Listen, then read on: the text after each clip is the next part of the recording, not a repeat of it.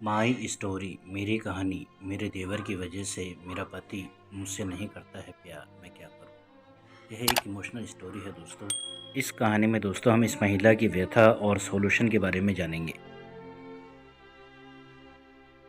शादी होने के बाद पार्टनर की जिम्मेदारियां और भी बढ़ जाती हैं। शादी के बाद उसे अपनी पत्नी और अपने बच्चों का ख्याल रखना पड़ता है। लेकिन इस कहानी में महिला ने अपनी दुख भरी जिंदगी के किस्से सुनाए हैं दोस्तों। महिला कहती है कि उसका पति ना मेरा तो ना ही बच्चों का ध्यान रखता है। आइए जानते हैं इनकी पूरी कहानी।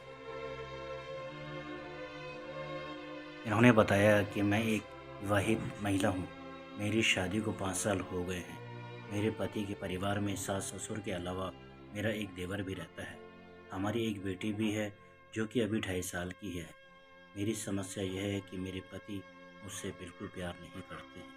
उनकी पहली प्राथमिकता उनका परिवार है। मैं ऐसा बिल्कुल भी नहीं कह रही हूँ कि वह अपने परिवार पर ध्यान देना बंद कर दें, लेकिन उन्हें मुझसे बिल्कुल भी लगाव नहीं है।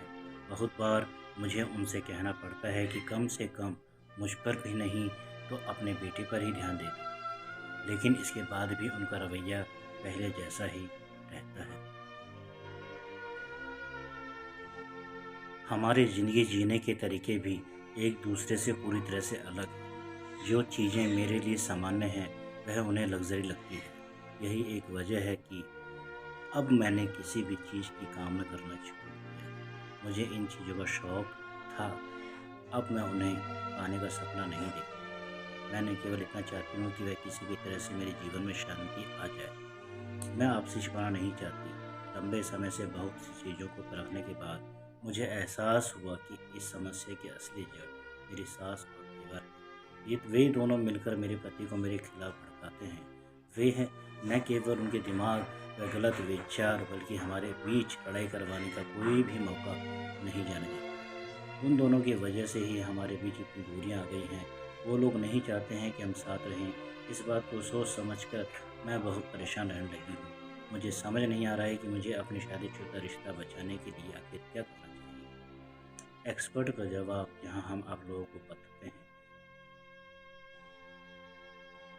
गुरुग्राम के आर्टेमिस अस्पताल में मनोविज्ञान की HOD डॉक्टर रचना खन्ना सिंह कहती हैं कि मैं समझ सकती हूँ कि इस स्थिति में उसमें आपका एक एक दिन काटना कितना मुश्किल हो रहा होगा। ऐसा इसलिए क्योंकि सब कुछ जानने के बाद भी आप अपनी सास और देवर से कुछ भी नहीं कह सकती हैं। हालांकि मैं आपको यही सलाह दूंगी कि सबसे पहले आप यह जानें कि कोशिश करें कि वह दोनों ऐसा क्यों कहते हैं। हो सकता है कि आपकी सास की सास ने भी उनके साथ ऐसा ही किया हो और अब वह वही सब आपके साथ कर रही है, जिसमें आपका देवर उनका साथी बना हुआ है। सास और देवर के साथ करनी पड़ेगी आपको बात, जिससे आपको काफ़ी कुछ मदद मिल सकती है, बहुत सारी बातें जानने में। जैसे कि आपने बताया कि आपकी सास और आपका देवर मिलकर आपके पति को भड़काते हैं।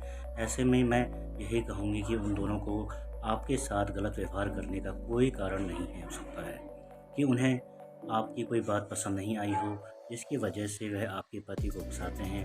ऐसा भी हो सकता है कि इसका कोई स्पष्ट कारण ही ना हो।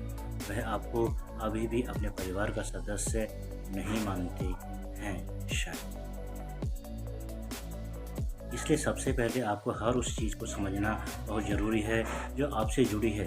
तभी आप कुछ योजना बनाना शुरू कर सकती हैं। आप चाहें तो अपनी सास और देवर के साथ आमने सामने बैठकर बातचीत भी कर सकती हैं। इस दौरान उन्हें बताने कि अनजाने में वह दोनों आपके रिश्ते को कैसे और कितना बुरी तरह से प्रभावित कर रहे हैं। पति से भी आप बात कर सकती हैं। अगर आप अपनी सास और देवर से बात करने जा रही हैं तो उनके आमने सामने बात बहुत ही सावधानी से रखें। ऐसा इसलिए क्योंकि आप उनसे जो कुछ भी कहेंगी वो सभी बातें आपके पति को ही पता चलने वाली हैं। बात इतनी सी है कि वह आपकी सास ही नहीं बल्कि आपके पति की माँ भी।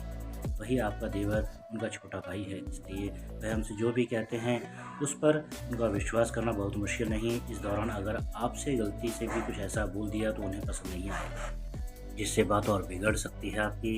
यही नहीं, आपको अपने पति से भी बात करनी चाहिए, उन्हें बताना चाहिए कि उनका व्यवहार आपको और आपकी बेटी को कितना प्रभावित कर रहा है। हालाँकि इस दौरान एक बात का ध्यान रखें कि आपको उनकी माँ-भाई के खिलाफ नहीं जाना है। मैं इसलिए कह रही हूँ क्योंकि कोई भी लड़का अपने परिवार के बारे में सुनना पसंद नहीं करता है।